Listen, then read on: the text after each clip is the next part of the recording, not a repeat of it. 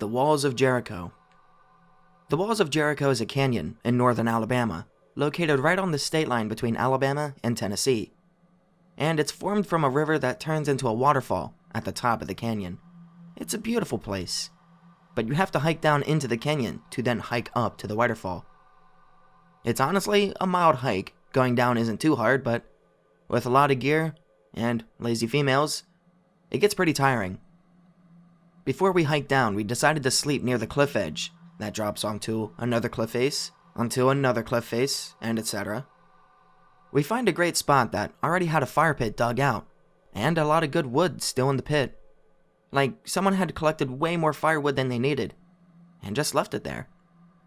This spot is barely off the road, and it took probably 10 minutes walking there, so we assumed they just packed up and left. It's not super pertinent, but there was a whole change of female clothes that we found in the fire pit. Anyway, spooky starts at nighttime. We're sitting around the fire, drinking, smoking, and talking, when we hear a scuffle in the little valley below us. Girls get scared when Josh starts talking about the wild animals, and how this and that totally lives in these woods. Whatever, man. We're people with weapons and tents. Nothing will fuck with us. And that night, it was like everything was just fucking with us. Sleeping arrangements leave Chris sleeping in my tent, no homo, and we're just talking about what we would do if X showed up, and then we got attacked by Y. Then we'll do this. When this weird fucking howl goes off in the valley below. It was like a mix between a person angrily crying out of frustration and a straight up wolf howl. That was spooky, but the quiet afterwards was deafening. No more little yips from foxes, no more bugs chirping, no hoots, just dead silence. We're waiting when it howls again. As an onomatopoeia, it sounds like... Chris just says, "Man, that coyote sounds weird." But I've heard plenty of coyotes in my time, and that did not sound like a simple coyote. When I tell him this, he just says, "Fuck it," grabs the flashlight, and goes out into the darkness, leaving me to fumble around for my knife when that same howl goes off again. And I hear Chris yell, "What the fuck is that?" I rolled out the tent to see Chris standing at the edge of the cliff, looking down into the valley with the light.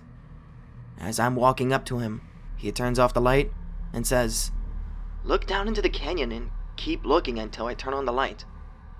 I did as he said, and when he turned on the light, all you could see were dozens upon dozens of sets of reflective eyes looking back directly at us. Now, I know animals will watch you in the dark, and it's not uncommon to see this with spiders and tall grass. But this was a cliff face with a clearing beneath it. And dear God, it got quiet. I'm saying so quiet that we could hear one of the couples trying to bang at the other end of camp.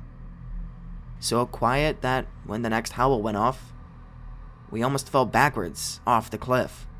See, before the howl was down in the canyon, but each one was progressively getting louder until the last one sounded like it was at the edge of camp.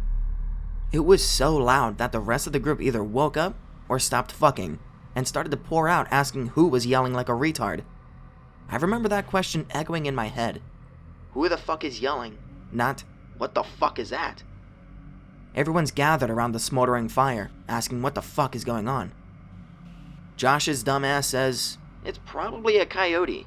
Like, sure, Josh. It's a coyote that sounds like a married man of 10 years found out his wife had been cheating on him for 11 years. Get the fuck out of here with that shit. We tell them about the progression, how the last howl sounded right behind our camp, inside a field of chest-high grass. Everyone starts getting freaked out when Chris swings the flashlight over towards the grass. And just like before, the edge of the darkness is full of reflective eyes, much larger than down in the cliff, except these are moving in and out of the light, as if they were fading back to pop out at another spot. Everyone collectively goes, "What the fuck is that shit?" when Josh gets the fantastic idea to throw a rock into the brush. All the eyes go back, and the howl returns, this time right on top of us, all around us, and we all instinctively got back to back, brandishing a variety of weapons, mainly machetes, but everything just stops, and the normal sounds of nature return. We immediately rearranged our camp so all tents were next to each other, and as close as they could possibly be, but it didn't seem like anyone wanted to sleep. Everyone was sort of wired from the noise, but we all went back to our tents and tried to sleep. It wasn't until later that it got weird once again. Chris motions towards me, pointing out a slash across the back part of my tent, and I knew what he was trying to do. Cut through the tent instead of fumbling with the zipper to surprise whatever was out there. Being in a situation like that really makes you feel like drastic action is your best bet. I don't know why, but we tore through the back of my tent like it was butter. This time, instead of a howl, there was a lot of wheezing, like someone constantly out of breath. We both hit the 2 exits to camp, down the cliff and in towards the brush. And to this day, I still don't believe the shit that I saw. And I only saw the back half. It was like a hunched over old lady, covered with tattered black cloth. One arm was out and looked like bone wrapped in paper skin. Behind it appeared to be either really dirty trash bags or some kind of tail that had dragged along behind it. We both started screaming as loud as we could, and something seemed to match our voices as the howling started up again. This time, in the direction of the brush, right where the hag had been. Shit was piercing and long this time.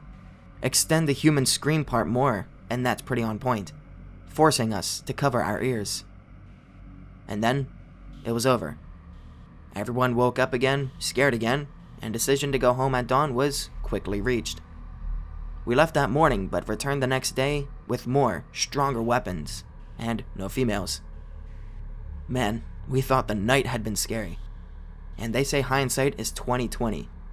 But when we returned to the same campsite, we found that the whole place was destroyed. The fire pit had been dug out and thrown over the cliff. It was a solid slab of concrete. All the firewood was splintered, and the burnt change of clothes was gone. The fucking weirdest part was that you could see where our tents had been. You could see all of our footprints. But there was also a long-ass groove in the dirt that went around the tent clearing and led directly into the brush. There's not much left, but there was one last thing that felt very scary movie tier, and legit creepy, so I'll share that. When we were talking to the other campers, there was one couple who was in the same horse pasture as us. They had been down in the valley when we were camping at the cliff's edge, and they heard the same shit that we did. But the super creepy thing was what they said about the one night in between when we left and came back. That night, they said they heard an animal limping around the edge of their camp. And while they said they didn't think much of it, there was one huge detail that stood out. They said it must have been really windy because branches kept bumping into the tent and scratching it.